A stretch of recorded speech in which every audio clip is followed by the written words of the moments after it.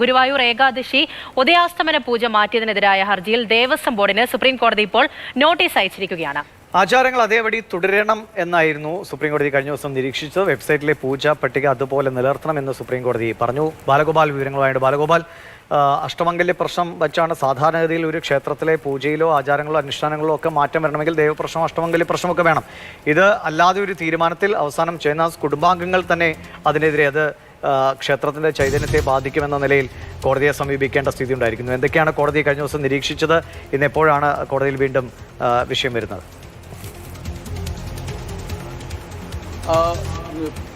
ഇന്ന് ഈ ഉദയാസ്തമയ പൂജയുടെ സമയം മാറ്റുന്നതുമായി ബന്ധപ്പെട്ട കേസ് സുപ്രീം കോടതിയിൽ JK മഹേശ്വരിയുടെ അധ്യക്ഷതയിലുള്ള രാജേഷ് പിണ്ടാലും അടങ്ങുന്ന ജസ്റ്റിസുമാരായ JK മഹേശ്വരിയും രാജേഷ് പിണ്ടാലും അടങ്ങുന്ന ബെഞ്ചാണ് പരിഗണിച്ചത്. ഈ ബെഞ്ച് ഈ ഹർജി പരിഗണിച്ചുകൊണ്ട് ദേവസ്വം ഭരണസമിതിക്കെതിരെയും തന്ത്രിക്കെതിരെയും രൂക്ഷമായ വിമർശനങ്ങളാണ് നടത്തിയിരുന്നത്.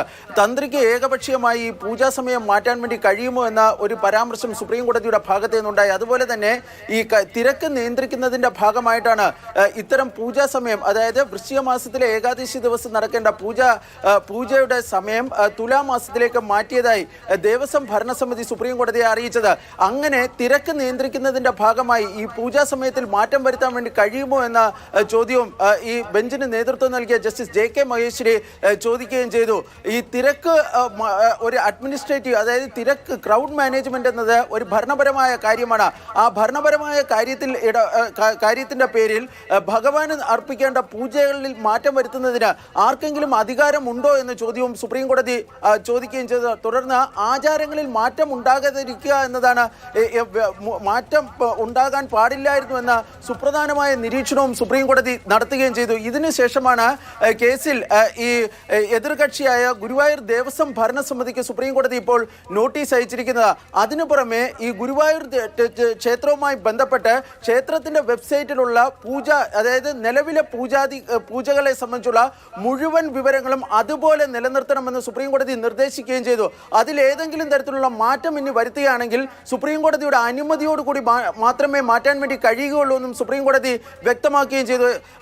ഈ കേസിൽ വിശദമായ വാദം കേൾക്കുമെന്നും ഇതിൽ തങ്ങൾ, അതായത് സുപ്രീം കോടതി ഇക്കാര്യത്തിൽ ഒരു കൃത്യമായ ഒരു വ്യക്തത ഈ തന്ത്രിക്കും അതുപോലെ തന്നെ ദേവസ്വം ഭരണസമിതിക്കുമൊക്കെ കാലങ്ങളായി നിലനിൽക്കുന്ന പൂജകളിൽ ഏതെങ്കിലും തരത്തിലുള്ള മാറ്റം വരുത്താൻ വേണ്ടിയ അധികാരമുണ്ടോ എന്ന കാര്യത്തിൽ ഒരു വ്യക്തത വരുത്തുമെന്നും ഇന്ന് കോടതി വാക്കാൽ നിരീക്ഷിക്കുകയും ചെയ്തു.